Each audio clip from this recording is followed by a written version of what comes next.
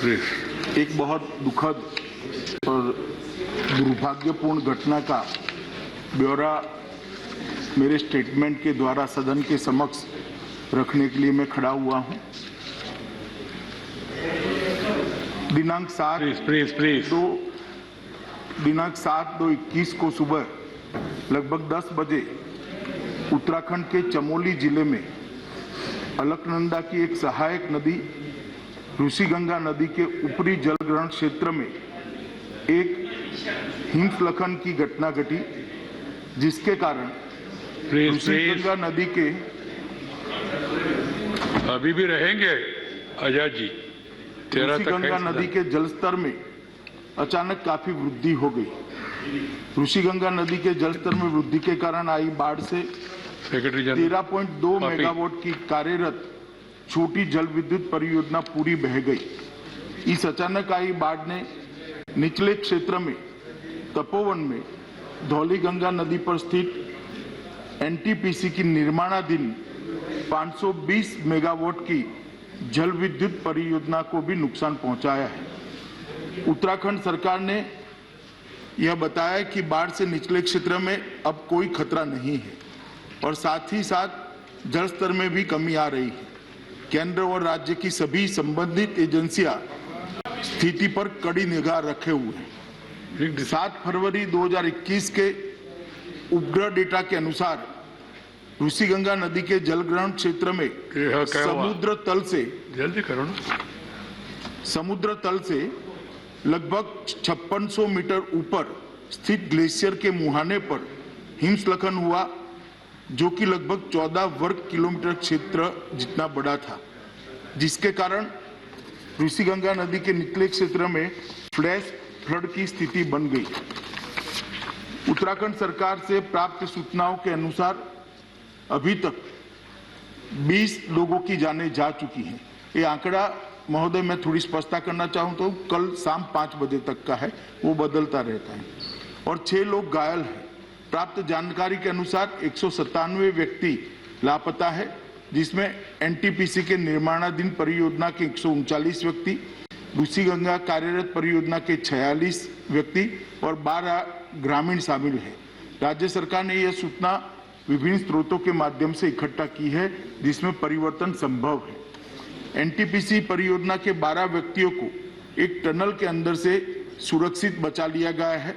ऋषिगंगा परियोजना के भी 15 व्यक्तियों को घटना के समय ही सुरक्षित बचा लिया गया है। एनटीपीसी परियोजना की एक दूसरी टनल में लगभग अंदाजन 25 से 35 लोग फंसे होने का अनुमान लगाया जा रहा है। इस टनल में फंसे हुए लोगों को सुरक्षित निकालने हेतु बचाव अभियान युद्ध स्तर पर जारी है। साथ ही साथ लापता व्यक्तियों को ढूंढने का कार्य भी बड़े पैमाने पर किया जा रहा है। राज्य सरकार ने जान गंवाने वालों के परिजनों के लिए 4 लाख रुपए की सहायता की घोषणा की है। घटनास्थल के नजदीक 13 छोटे गांव से एक पुल बह जाने के कारण संपर्क बिल्कुल कट गया है। इन गांवों के लिए रसद और जरूरी मेडिकल सामान हेलीकॉप्टर के द्वारा लगातार पहुंचाया जा रहा है। केंद्र सरकार द्वारा स्थिति को 24 घंटे उच्चतम स्तर पर निगरानी की जा रही है। माननीय प्रधानमंत्री जी स्वयं स्थिति पर गहरी निगाह रखे हुए हैं।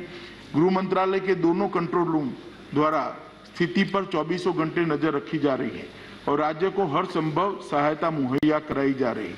विद्युत मंत्रालय के माननीय राज्य मंत्री ने घटनास्थल का दौरा किया और चल रहे राहत एवं बचाव कार्य का भी जायजा लिया है। आईटीबीपी ने अपना कंट्रोल रूम वहां स्थापित कर लिया है और उनके 450 जवान सभी जरूरी साजो सामान के साथ घटनास्थल पर राहत और बचाव अभियान में लगे हुए हैं। एनडीआरएफ की 5 टीमें घटनास्थल पर पहुंच चुकी है और राहत और बचाव अभियान में लगी हुई है। आर्मी की 8 टीमें, जिसमें एक इंजीनियरिंग टास्क फोर्स भी शामिल है, घटनास्थल पर बचाव कार्य कर रहा है। एक मेडिकल कॉलम और 2 एम्बुलेंस भी घटनास्थल पर तैनात है। नेवी की एक गोताखोर टीम भी घटनास्थल पर तैनात की गई है। एयरफोर्स के 5 हेलीकॉप्टरों को भी इस कार्य में लगाया गया है। जोशीमठ में भी प्रशासन द्वारा एक कंट्रोल रूम स्थापित किया गया है। घटनास्थल पर विपरीत परिस्थिति में भी घटना के बाद से ही लगातार राहत और बचाव कार्य तुरंत शुरू कर दिया गया था। टनल में फंसे लोगों को बाहर निकालने के लिए रात भर के अथक प्रयास के बाद आर्मी द्वारा टनल के मुंह पर पड़े मलबे को साफ कर लिया गया है। काफी अंदर तक हमारे लोग गए हैं।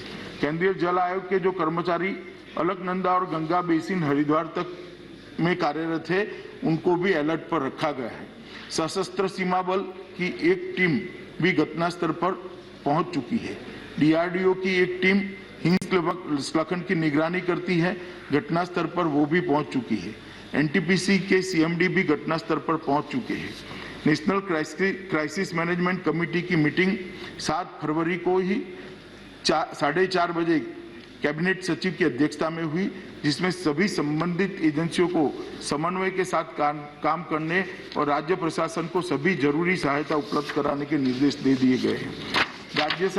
केंद्रीय एजेंसियों के साथ साथ जिला प्रशासन, पुलिस और राज्य आपदा प्रबंधन विभाग भी राहत और बचाव कार्य में जुटे हैं। एसडीआरएफ की 2 टीमें भी राहत में और बचाव में कार्यरत है। राज्य स्वास्थ्य विभाग की 7 टीमें, 8 एम्बुलेंस मुख्य स्वास्थ्य अधिकारी के साथ मौके पर मौजूद है। इसके अतिरिक्त राज्य सरकार ने 5 हेलीकॉप्टरों को भी बचाव कार्यों के लिए तैनात किया हुआ है। घटना के बाद सभी जगह बिजली की बहाली लगभग कर दी गई है।